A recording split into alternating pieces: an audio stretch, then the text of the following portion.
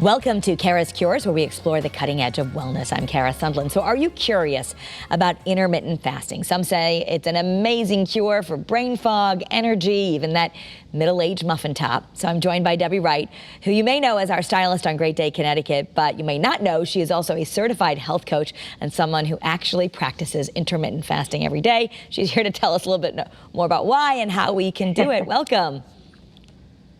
Hey, thank you so much. One of my favorite topics. So thank you so much for having me.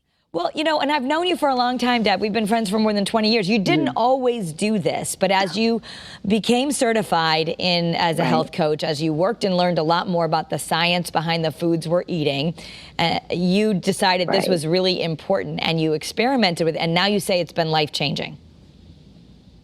It really has. And it's one of those things that as I dove deeper and deeper into the science and into studies and following doctors, I really became quite obsessed with all the knowledge about how our bodies truly are.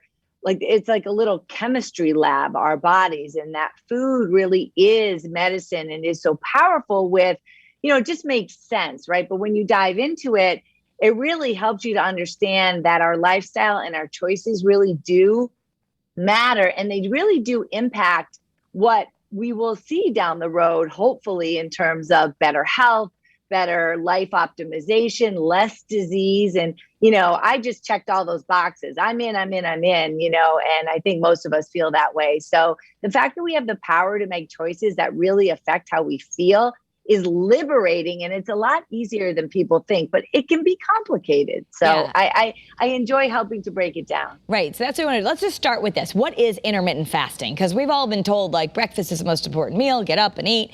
And now we're hearing people are pushing that off. So what is intermittent fasting? So intermittent fasting is taking a break from eating, basically. And they say that anywhere between 8 hours and 12 hours waiting before you eat the next meal actually will start to have great results on the body. So you'll go from burning carbs to burning fat. So for everybody, it's different. And what I will preface and what I would like to say is that, if this is something you want to try to experiment with, always do check with your doctor. I mean, I'm not a nutritionist. You do want to make sure that it's safe for you to try this. Everyone's biology is different, but overall, study after study shows that intermittent fasting, taking longer breaks between 8 and 12 hours, 16 to 8 hours, there's even fast right now that, you go 24 hours without eating. Maybe you go 5 days with an intermittent fasting mimicking type program. So there are lots of different fasting protocols. But overall, between 8 and 12 hours, your body starts to burn more fat than it does carbs, which is where the benefits come in. So, and I know we've talked about this. We've had doctors who have come on at the books of what to eat when, and they've studied mice that, when they eat too late after the sun goes down, they get more fat cells. And mice who don't eat, or they only eat when the sun is up. So some of it could be timing. But let's just start with, I think the easiest thing would be not eating after dinner. If you want to break this and try it, 12 hours probably doesn't seem so difficult if you say, well, I finished dinner at 6 or 7 and I don't eat again until the next morning. That seems kind of doable. Is that how you advise people to start?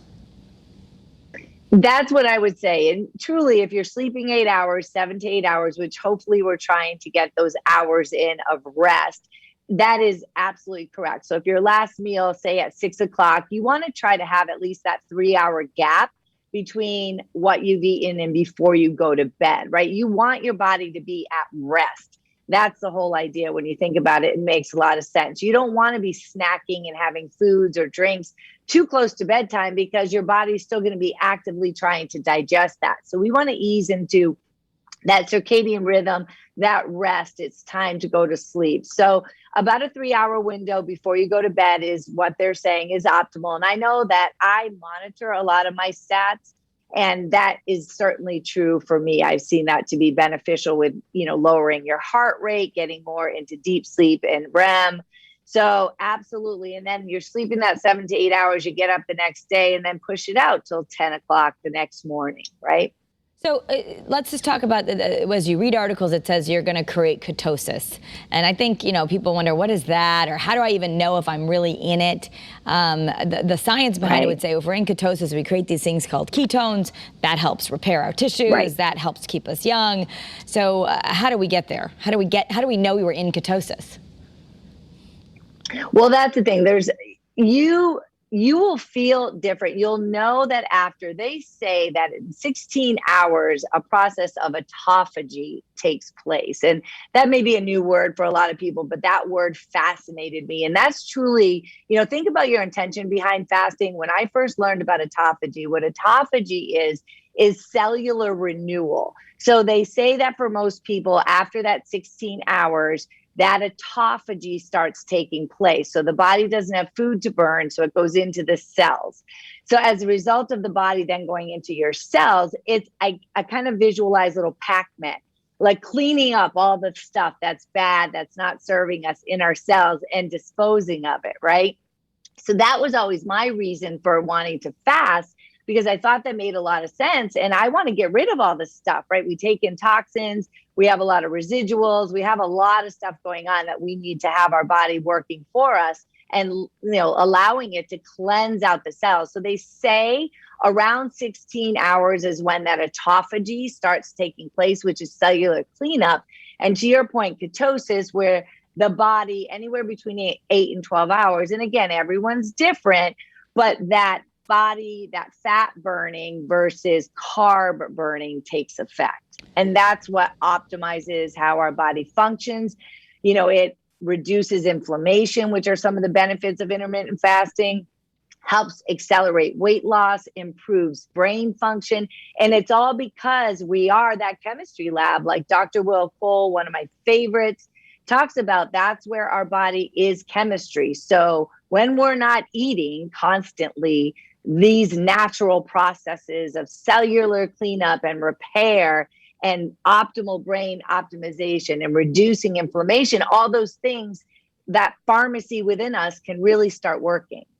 And that motivates me. That gets me excited. So you really aren't thinking about, breaking a fast, which I know we'll get to, with a Twinkie, right? Because you're like, wait a second, all this stuff is happening in my body. So that's another big benefit that I believe comes with intermittent fasting is when you are about to break that fast, you make better food choices and you become more mindful because you want to give your body something good. Right. So you create mindfulness around eating, and that's a big thing for you. But I guess the part that I hear a lot about this, and I got to be honest, I will try and not eat after dinner until the next morning. But I'm one of those people who always thinks like I've been trained to have little small meals with protein in each meal to keep myself even. And how do you get over the lack of energy or that maybe shaky feeling? Is that normal for people when they start? I think, and it's interesting, Kara, again, this is what's so fascinating with starting a process like this. The whole idea, when you're intermittent fasting, then you want to start mindfully gearing yourself toward eating more whole foods. We've all heard this, right? Like the benefits of eating whole foods and getting the balance of nutrients and an assortment of colorful foods in our diet. What ultimately ends up happening where those habits, that's a pattern and that's something your body's used to.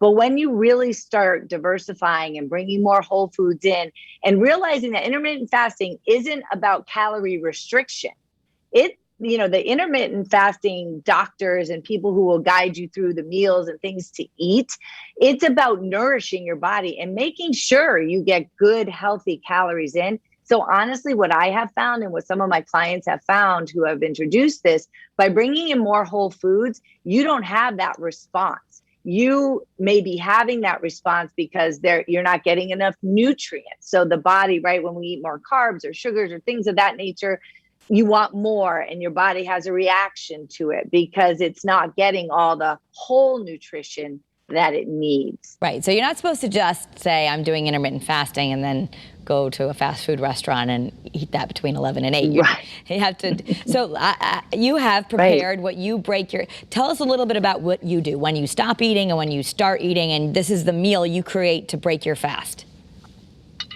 It is. And so typically for me, and a typical example is that ideally, which again, life happens. You want to enjoy life. I'm not saying this is like for all the time, every day, but for the most part. And again, experiment and see what feels good in your body. But for me, if I stop eating around 6:30, go to bed around 9:30, get up, I'll eat again. I can make it till 11 because I now work out in a fasted state. My body has just become very efficient and I like the way I feel in the morning. I have black coffee. I always drink a glass or two of water before my coffee because it's important to hydrate after we've slept all night. And then I have my coffee, but I just drink it black, which has been a shift over the years. And then around 11, I'll have this meal where I have proteins. I mix a lot of vegetables from even leftover vegetables from dinner the night before. I try to get as much color as I can in this morning mix so that that first meal is so nourishing and so satisfying that it feels amazing. And then you're all, we all know what momentum feels like when now we've, kind of made it through a period of time where we feel like all this good stuff is happening in our body. Now we're nourishing our body. I feel more satisfied and more energetic. I'm getting better sleep.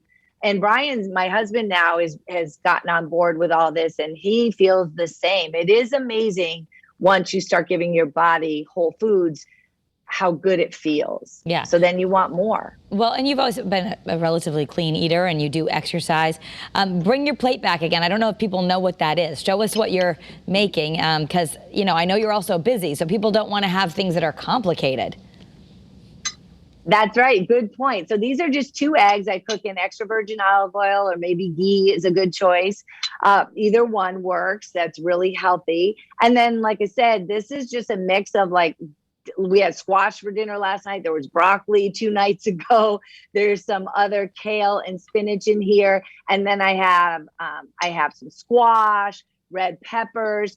And I also have broccoli sprouts, which are really good for you. So it's just a whole mix up that I just fry up in the oil. I warm all the veggies. I reheat leftover veggies. And then I put my eggs in there. I do them over easy. I just layer it on top of one another and it's delicious. Okay, so you say create something called food freedom. I want to know more about that. I think so many, especially moms, are like, what's for dinner or another meal? So I guess what you mean is when you're not thinking all the time about eating like so many times a day, you can have more time in your life? Well, I think food freedom for me with intermittent fasting, really almost because it isn't a restrictive approach, right? It's an abundant approach. So it's all about your mindset and how you wrap your head around, what the potential could be for you if you adopt this possibility, right, of going and extending the window of eating. So food freedom for me with this sort of approach and the health benefits that I realized is about experimentation. Now that I'm more dialed into whole foods. And I think to your point, I thought I ate clean before. I didn't eat clean compared to the way I eat now, right? There's always different layers. But now truly having this freedom of realizing that the more color I add, visiting the farmers markets and the fruits that are in seasons and I'm not restricting fruit. I'm not restricting vegetables. I'm not restricting anything that's whole. So then becomes this freedom of, all right, so what can I make tonight that is appealing to me in the moment, or what vegetable looks interesting to me? I know I like squash, but now there are like 10 varieties. So then I can just ask Alexa, about a squash recipe, and then I try that. So for me, what I mean by that is just a freedom of food exploration, because it isn't a restrictive way to live. It's a healthy way to live and an exciting way to live. What about when people want to have a glass of wine or a baked good, a muffin or a cookie? Like that's part of a lot of people's joy as well. How does that fit into intermittent fasting? Well, I, for one, enjoy my wine. Okay. So, there are different wines that you can look at that have less sugar, that come from great areas of the world that, they don't use any sprays on the grapes and things like that. So you can just dive into, if you want, you can go down many different roads and go deep, but you just want to look for things that are lower in sugar. And you know what, if you have that muffin, enjoy it, but then just get back on track, right? It's all about staying happy and in partaking in family festivities and apple crisp this time of year. But, you can also substitute some of the traditional flours for maybe better flour sources if you're making things like that at home. But if you're out and you want to enjoy it. There's a whole nother category we could get into, but there are different ways that you can pair fruits together, or fruits and foods together, that help to minimize the impact on your body. So for example, an apple, which could be high in sugar, could spike someone's, sugar or glucose. But if you add a little peanut butter, right, the effect on your body may not be as drastic, and it's actually better. So that's a whole different category. Right, but I think enjoy your muffin. I think a lot of people have known that, like, even.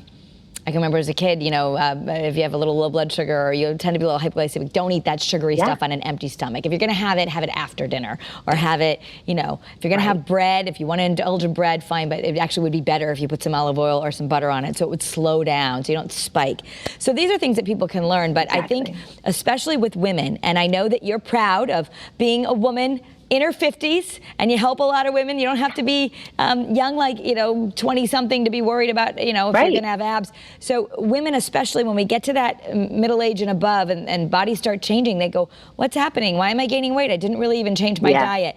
And there are a lot of doctors I've interviewed that said intermittent fasting can be really good for women who are in perimenopause or menopause.